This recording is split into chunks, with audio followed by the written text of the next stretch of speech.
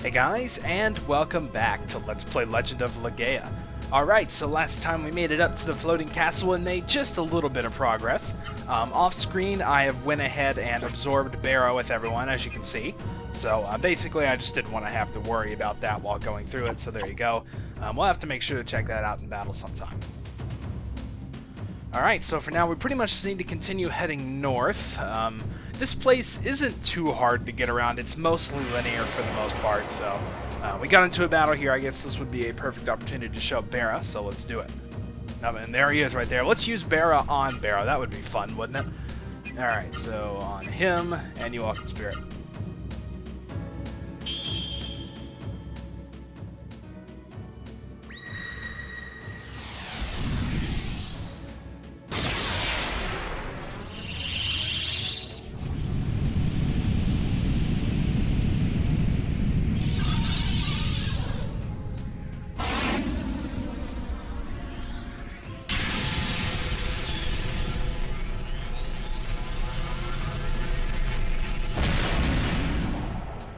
That's kind of a cool spell. Would have done a little bit more if it wasn't actually on another Barra, but I mean 1800's really not too bad when you think about it, so I guess that works. Don't. Alright, and also something else really weird kind of happened. You know, since there wasn't a save point in the floating castle or anything, I had to play back up to where I was, which wasn't too far.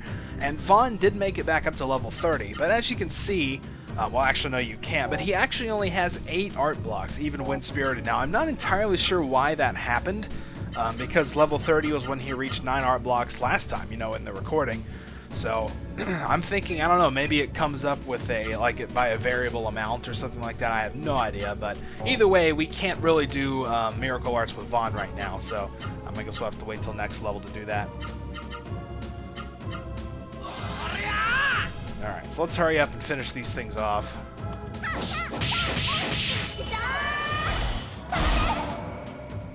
Alright, completely obliterated that thing. I love how it kind of falls and turns on its side. That's pretty awesome.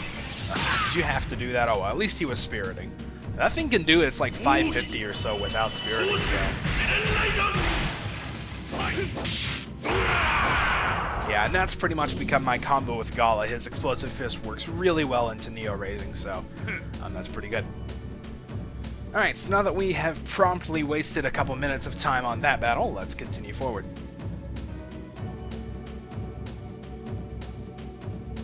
If it would load, I'm telling you, it takes forever. Again, I know I've said it before, but that's one of my biggest gripes with this game, is that it can move so slow sometimes. Alright, so let's keep on going, and we should reach a fork right here. It's not very obvious, but we do have 2 ways to go. We want to head to the right, and there's a cave up here to the north.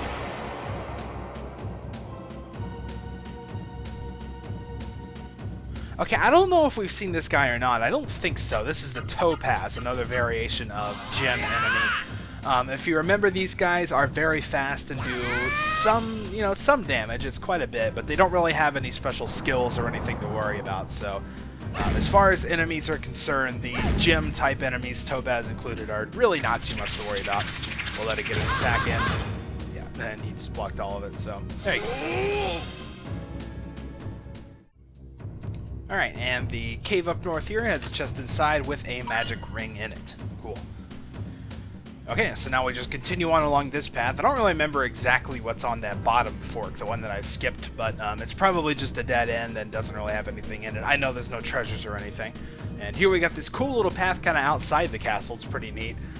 It's too bad you can't really see clouds or anything like scrolling by. You know, that'd be cool. Instead, it kind of just looks like a solid picture, which is a little bit disappointed, I guess. A little bit disappointing, but oh well, that's how it goes.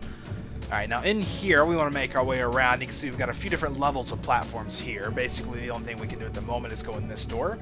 And do you wish to move the lever? Let's do it.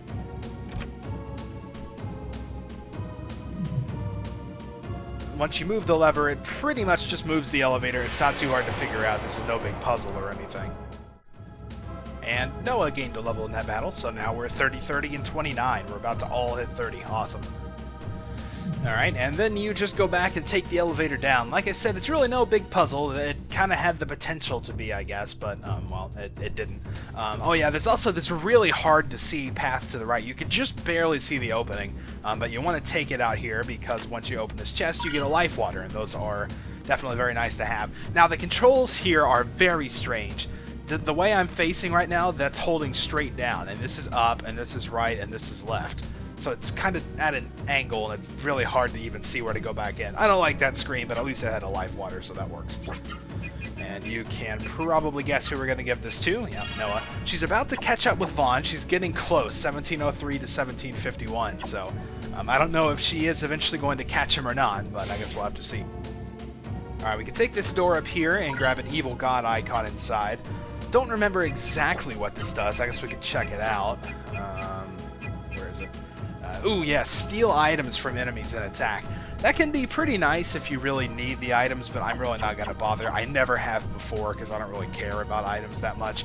You can steal some decent things sometimes, but usually like the really good items have a very low rate of stealing, so it's usually not worth it most of the time.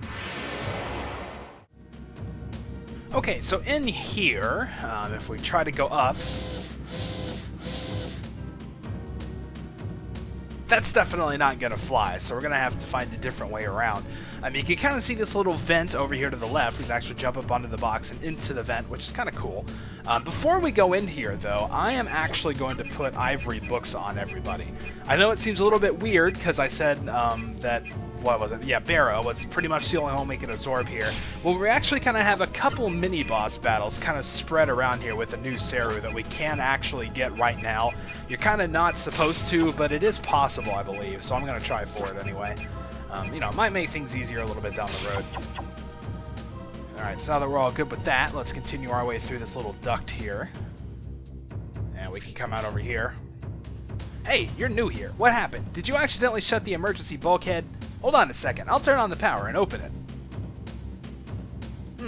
Wait a minute. Zora didn't say anything about new people coming.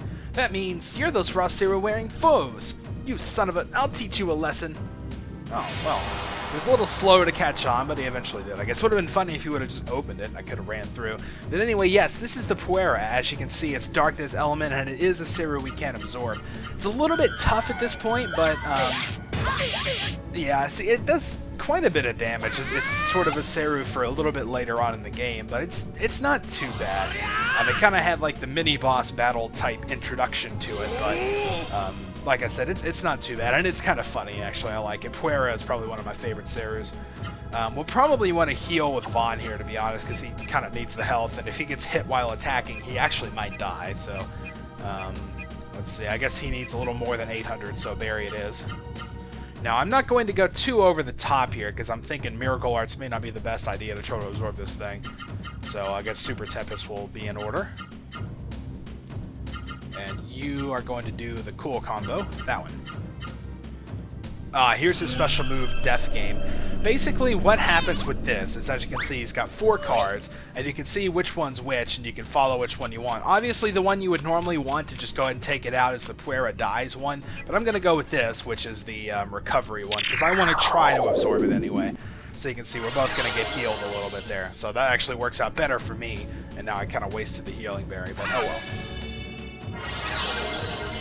So yeah, that game is really not that hard. The cards actually move very slowly, so...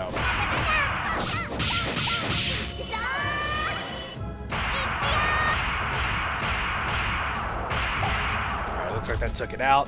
And no, I don't think we absorbed it. It doesn't really have a death animation, but I'm pretty sure it would say if we absorbed it.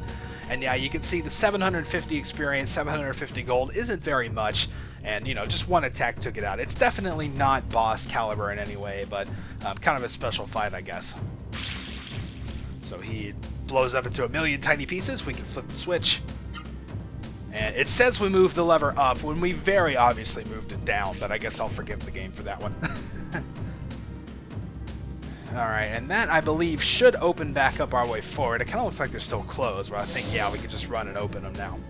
It is possible to go through there and flip that switch without actually triggering it first. He'll say something different about, hey, are you new guys coming in, or something like that, and you can just walk on through without triggering the bulkhead things, but... Alright, now in this door up here, we can see we have some very interesting looking thing. We can move the on-off switch of this horrible device. Yeah, let's do it. So you raise that up and it reveals a big pile of bones underneath. I bet that smells just lovely and looks just about as good. And you can see here the Soren secret stolen from the Soren had fallen to the center of the device. Remember, this was actually mentioned to us in the Soren camp, so we'll definitely have to make sure to bring that back to him. Alright, so now let's just keep on going here. You can see we've reached this pretty large open room, which is kind of cool. Okay, so let's keep on going. There's a save point here if you want to save your progress. Might not be a bad idea. I'm actually going to heal up just a little bit first. Orb will probably take care of it. Gala's in a little bit of trouble, but he'll be fine. And yes, I am keeping the ivory books on purpose, because once we go to the north here, we're actually going to encounter a couple more, as you can see.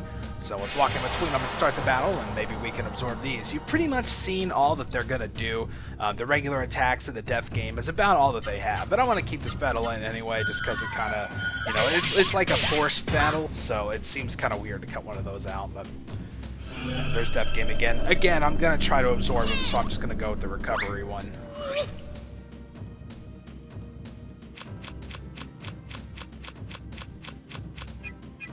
Which is right there. So there you go. I guess Gala really didn't need that much of a heal after all, but that's how it goes. Alright, so let's see if we can get lucky and absorb one. I think that'd be pretty cool. I don't think I've ever actually done that before. I did get lucky with Figuro earlier on. I didn't with Kamaro that one time, but that's alright.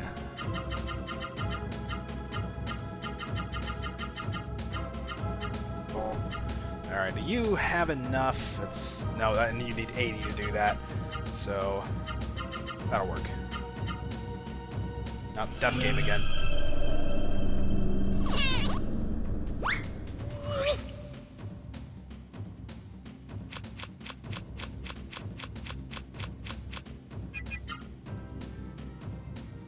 Like I said, it's really not that hard to follow.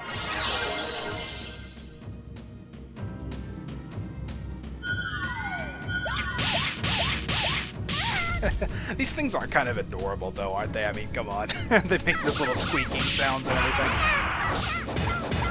Oh,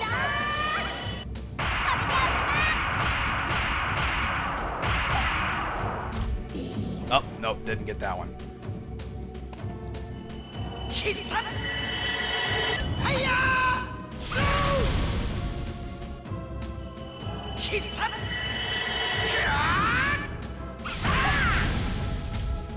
And Vaughn didn't get it either. Oh well, that's just kind of how it goes. It probably has like a really low chance of absorbing or something like that, but we will definitely see more of Fuera later on when it starts becoming a regular enemy, so oh well, kinda sucks we didn't get one, but I guess that's how it goes. So now let's make sure we remember to switch our equipment back. Obviously there's going to be a very large boss fight at the end of this place, so we don't want to go in with ivory books. That'd be a pretty bad idea. So let's see, speed chain for you, and power ring for you, and what did you have? You had the, yeah, the unholy icon. Okay, so now we need to flip these two switches, so let's move. This time we are actually moving the levers up. It got its directions right. Come on, there we go. So we move the lever up, and the door to the throne room has opened. Alright, so I know we're a couple minutes early, but I think I'm going to go ahead and stop it here. Obviously, the throne room. This is the main place. This is where we were pretty much coming to, so definitely a lot of things are about to happen, and it's going to be awesome. We should get to confront Zora, and then hopefully destroy the mist generator afterwards. Sounds fun. So until then, thank you guys for watching, and I'll see you next time.